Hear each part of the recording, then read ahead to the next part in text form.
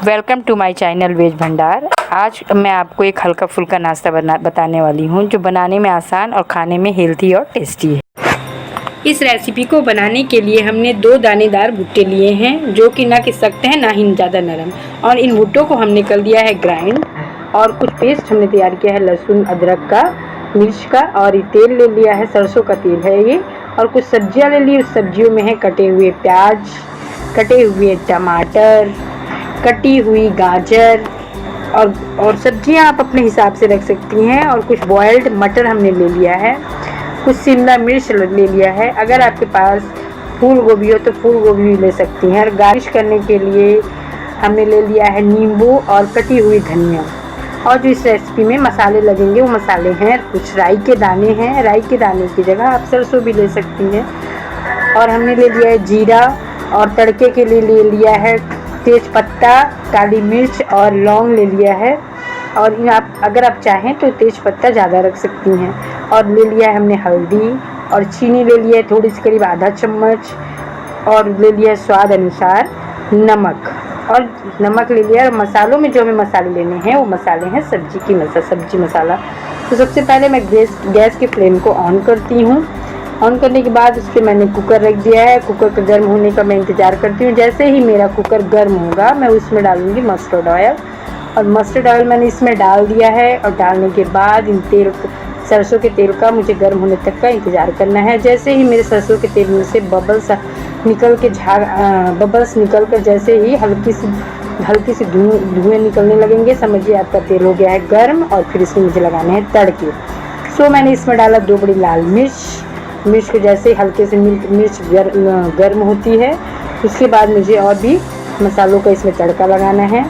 तो उसमें फिर इसके बाद अब आती है मसाले डालने की बारी आती है। तो मसालों में मैंने जो डाला है काली मिर्च, लौंग और तेज पत्ता, तीनों मैंने डाल दिया है। और डालने के बाद डालती हूँ मैं जीरा। अब इन चारों को डालने के बाद हल्का सा इन्हें हमें पकने देना है। और लास्ट में हमें राई के दाने डालने हैं।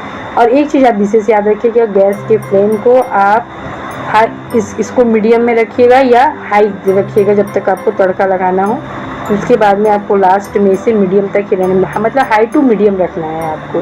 तो अब मेरा ये तड़का तैयार हो चुका है आगे के मसालों का। तो लास्ट में मैं डालती हूँ राई के कुछ दाने, क्योंकि राई का दाना जो है बहुत जल्दी ही पक जाता है, और पहले से अगर डालती तो ये जल जाते, जो कि इसका फिर स्वाद बहुत ही बेकार आने लगता है। तो राई के दाने में सबसे लास्ट में मैंने डाले हैं, वो भी हो चुका है। इसके बाद मैं डालती हूँ कटे हुए प्याज को अब कुछ देर तक मुझे पकने देना है, चलाते हुए इसे मुझे चम्मच से हिलाते हुए पकाना है।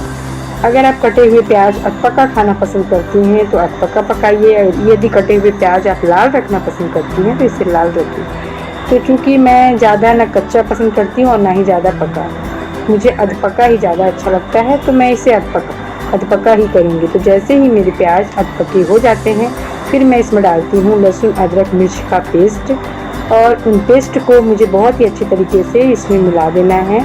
और कुछ देर तक मुझे इसे हाई फ्लेम पे पकाना है, ताकि जो है लहसुन का कच्चापन निकल जाए। नहीं तो लहसुन का कच्चापन रह जाता है तो फिर एक खिचड़ी में से लहसुन की गंध आने लगती है, जो कि अच्छी नहीं लगती है। तो मैंने लहसुन कुछ देर तक इसमें पका दिया है इस गरम तेल में। जैसे ही ये पक जाते हैं उसके बाद मुझे मसाले डालने हैं। तो बस कुछ इस तरीके से, जैसे ही आपका ये लहसुन पेस्ट अदरक का पेस्ट पक जाए तो आप मसालों को धीरे धीरे करके डाल सकती हैं। तो मैंने डाला सब्जी का मसाला, मैंने डाल दिया है। सब्जी का मसाला आप अपने हिसाब से मसालों कम ज़्यादा रख सकती हैं। तो मैंने कम से कम 1.5 चम्मच लेना समझा जरूरी, तो मैंने 1.5 चम्मच डाल दिया है हल्दी डालने के बाद इसके बाद मैंने इसे खूब अच्छी तरीके से हल्दी और मसालों को खूब अच्छे तरीके से इनमें मिला दिया है। मिलाने के बाद अब मैं डालती हूँ सब्जियों डालने का टाइम है। तो सब्जियों में मैंने डाला है शिमला मिर्च, कटी हुई गाजर और कटे हुए टमाटर। सारी सब्जियां आप, एक से बॉयल्ड मटर को आप लास्ट में डालिएगा, बाकी सब डाल दीजिए। डालने के बाद खूब अच्छी तरीके से कर दीजिए मिक्स, और फ्लेम को रखिए हाई रखें, या हाई से थोड़ा कम, हल्का सा मीडियम कह लीजिए। तो फिर जो है अच्छी तरीके से आप मिक्स कर दीजिए, सब्जियों को खूब अच्छी तरीके से मिक्स कर दीजिए। और मिक्स करते ही अच्छी तरीके से भूनते ही आपको, और जो नमक और चीनी जो थे वो आपको मिला देना है। अब ये नमक और जो चीनी है आप अपने हिसाब से कम ज़्यादा कर सकती हैं। मिलाने के बाद खूब अच्छी तरीके से इन्हें मिक्स कर दीजिए। मिक्स करने के बाद आपकी सब्ज़ी में थोड़ा सा चेंजिंग कलर में चेंजिंग आने लगेगा। सब्जियां जैसे जैसे भूनती जाएंगी और नमक चीनी डालने के बाद कुछ चेंज सा आने लगेगा, देखिए जैसे कि इस प्रकार। उसके बाद आप जो ग्राइंड भुट्टे के दाने रखे हैं उन भुट्टे के दानों को आप डाल दीजिए और डालने के बाद इन्हें भी खूब अच्छी तरीके से भूनने हैं, क्योंकि आप जितना अच्छे से भूनेंगी खिचड़ी में आपके उतना ही स्वाद आएगा। तो इसमें कोई कच्चापन ना रह जाए, इसलिए कम से कम आप इसे 1.5 मिनट तक अच्छी तरीके से मीडियम फ्लेम पे भूनें। फ्लेम को कर दीजिए मीडियम और उसके बाद में इन्हें अच्छी तरीके से भून लीजिए। तो मैंने अच्छी तरीके से इन्हें भून लिया है, देख रही हैं। भूनने के बाद ये अलग से खिलता हुआ दिख रहा है और लास्ट में फिर हमें डालने हैं मटर के दाने।